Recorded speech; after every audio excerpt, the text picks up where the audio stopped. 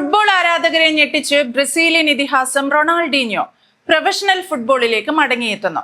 നീണ്ട 11 വർഷത്തെ ഇടവേളയ്ക്ക് ശേഷമാണ് 46-കാരനായ താരം വീണ്ടും ബൂട്ടണിയാൻ ഒരുങ്ങുന്നത്. ഇറ്റാലിയൻ 3-ാം ഡിവിഷൻ ക്ലബായ റവന്നയിലാണ് താരം ചേർന്നത്. അതെ, 46-ാം വയസ്സിൽ റൊണാൾഡീഞ്ഞോ തിരിച്ചെത്തുന്നു. വിരമിച്ച് 11 വർഷങ്ങൾക്ക് ശേഷമുള്ള മടങ്ങിവരവ് ആരാധകർക്കും അത്ഭുതം തന്നെ. കാലുകൊണ്ട് കളിക്കുന്ന കളിയായ ഫുട്ബോളിൽ പന്തിനെ നിയന്ത്രിക്കാൻ ഏറ്റവും സമർത്ഥമായി ശരീരം കൂടി ഉപയോഗിച്ചത് റൊണാൾഡീഞ്ഞോ ആയിരിക്കണം. പന്ത് കാലിലും തോളിലും നെഞ്ചിലും തലയിലും ചുണ്ടിലും പറ്റിപ്പിടിച്ചു വെച്ച കാന്തം പോലെയായിരുന്നു അയാൾക്ക്.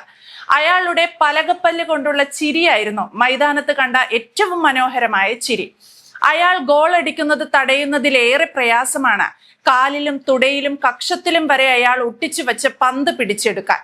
ഡിഫൻഡർമാർക്ക് ഇമ വെട്ടാൻ മാത്രം സമയം നൽകിയുള്ള ഇരുവശത്തേക്കുമുള്ള ഫ്ലൈൻഡുകൾ, 4ഉം 5ഉം താരങ്ങൾക്കിടയിലൂടെയുള്ള അൺസ്റ്റോപ്പബിൾ ജംഗ്ലിങ്ങുകൾ, നോ ലുക്ക് പാസുകൾ, ലൂപ്പുകൾ, നെറ്റ്മങ്കുകൾ, ഫ്രീ കിക്കുകൾ, എല്ലാത്തിനും മീതെ മനോഹരമായ ഒരു ചിരി.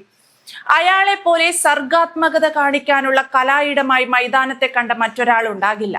ഈ കളി മികവുകളൊന്നും കണ്ടിട്ടില്ലാത്ത ഒരു തലമുറയ്ക്ക് മുന്നിലേക്ക്, അദ്ദേഹത്തിന്റെ കളി മികവിനെ ഇപ്പോഴും ഓർത്തിരിക്കുന്നവർക്ക് മുന്നിലേക്ക് ഒരിക്കൽ കൂടി അയാൾ എത്തുന്നു. നേടിയ 3 ലീഗ് ടൈറ്റിലുകൾ, ചാമ്പ്യൻസ് ലീഗ് കിരീടം, ബ്രസീലിന് വേണ്ടി നേടിയ ലോകകപ്പ് കിരീടം, കോപ്പ കിരീടം, Ballon d'Or, 2 FIFA player of the year തുടങ്ങി സ്റ്റാറ്റസിനേക്കാൾ അയാളുടെ കളി ഓർക്കപ്പെടുന്നത് അയാൾ പന്ത് കൊണ്ട് ഒരുപോലെ തന്നെയും കാണികളെയും ആസ്വദിപ്പിച്ചു എന്നതിലാണ്. റാവന്നയുമായി റൊണാൾഡീഞ്ഞോ കരാറിൽ എത്തിക്കഴിഞ്ഞു. കരിയറിലെ അവസാന ഗോൾ റാവന്നയ്ക്കായി നേടുക എന്നതാണ് തിരിച്ചുവരവിന്റെ പ്രധാന ലക്ഷ്യം. അയാളുടെ ആ തിരിച്ചുവരവ് റാവന്നയ്ക്കായി ഒരൊറ്റ ഗോൾ നേടുക എന്ന ഒരൊറ്റ ലക്ഷ്യത്തോടെയാണ്. സീസണിലെ ഉദ്ഘാടന മത്സരമായിരിക്കും റൊണാൾഡീഞ്ഞോ കളിക്കുന്ന ഏക മത്സരം. തിങ്കളാഴ്ച വൈകിട്ട് 3 മണിക്ക് റീജിയാനിക്കെതിരെയാണ് മത്സരം നടക്കുക.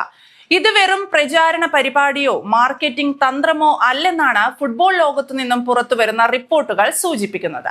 റാവന്നയുടെ ഉടമസ്ഥാ സംഘത്തിന് നേതൃത്വം നൽകുന്ന ഹോട്ടൽ വ്യവസായി ഇഗ്നാസിയോ സ്പ്രിയാനിയാണ് ഇക്കാര്യം സ്ഥിരീകരിച്ചത്. നഗരത്തിനും ക്ലബിനുമുള്ള സമ്മാനം എന്നാണ് റൊണാൾഡീഞ്ഞോയുടെ തിരിച്ചുവരവിനെ സ്പ്രിയാനി വിശേഷിപ്പിച്ചത്. ഔദ്യോഗിക പ്രൊഫഷണൽ മത്സരത്തിൽ റാവന്നയ്ക്കായി അദ്ദേഹം കളത്തിലിറങ്ങും.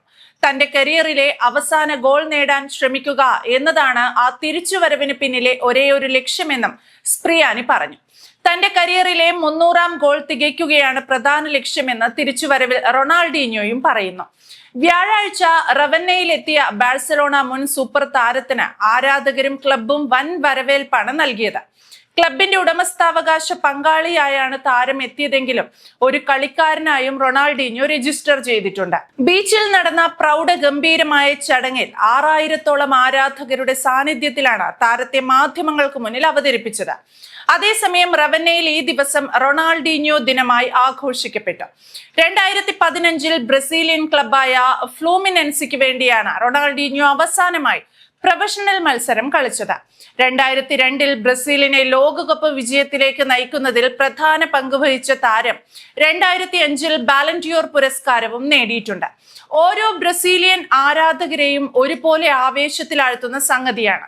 ഫുട്ബോൾ ലോകത്തെ എക്കാലത്തെയും മികച്ച കളിക്കാരിൽ ഒരാളായ റൊണാൾഡീഞ്ഞോ എന്ന റൊണാൾഡോ ഡി അസീസ് മൊറൈറ ബ്രസീലിന്റെ കുന്തമുനയായിരുന്നു ഒരു കാലത്ത്. ഓരോ തവണ പന്ത് അയാളുടെ ശരീരത്തിൽ തൊടുമ്പോഴും സ്പെഷ്യൽ ആയത് എന്തോ സംഭവിക്കുന്നുവെന്ന് പറഞ്ഞത് ബാഴ്സലോണയുടെ മുൻ പരിശീലകനായിരുന്ന ഫ്രാങ്ക് റൈക്കാർഡാണ്.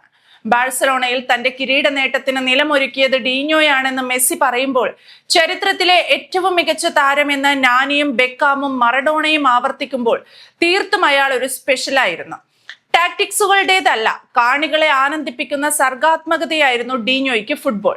ഏതൊരു ബ്രസീലിയരെ പോലെ തന്നെ ജനനത്തോടൊപ്പം തനിക്ക് കിട്ടിയ കളിപ്പാട്ടമായിരുന്നു ഡീഞ്ഞോയ്ക്ക് ഫുട്ബോൾ.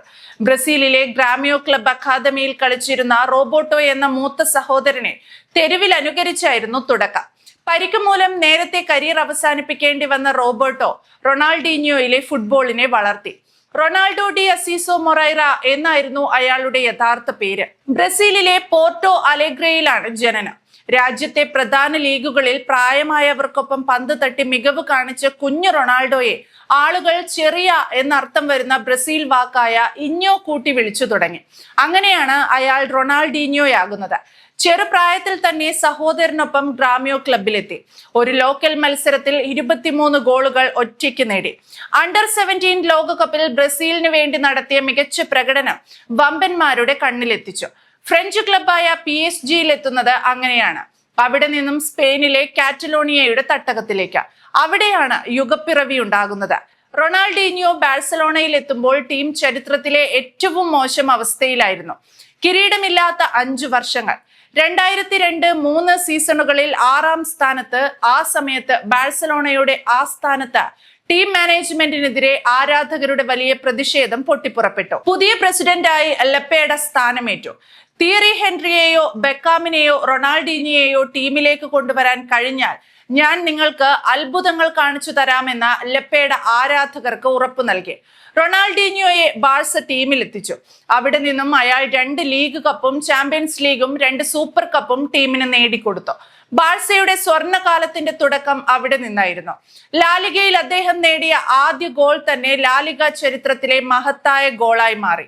സെവില്ല ഡിഫൻഡേഴ്സിനെ വെട്ടിയൊഴിഞ്ഞ് 30 വാര അകലെ നിന്നുള്ള ഗോളിൽ മുഴുവൻ ലോകവും അയാളിലേക്ക് കണ്ണെടുക്കാതെ നോക്കി. 2002 തന്നെയുള്ള ലോകകപ്പിൽ ബെക്കാമിന്റെ ഇംഗ്ലണ്ടിനെതിരെ ക്വാർട്ടർ ഫൈനലിൽ നേടിയ ലോങ് റേഞ്ച് ഫ്രീ കിക്ക് ഗോളും തൊട്ടടുത്ത വർഷത്തെ ലാലിഗയിൽ VRL-നെതിരെ നേടിയ ബൈസിക്കിൾ ഗോളും ഇന്നും വിസ്മയമായി നിലനിൽക്കുന്നു.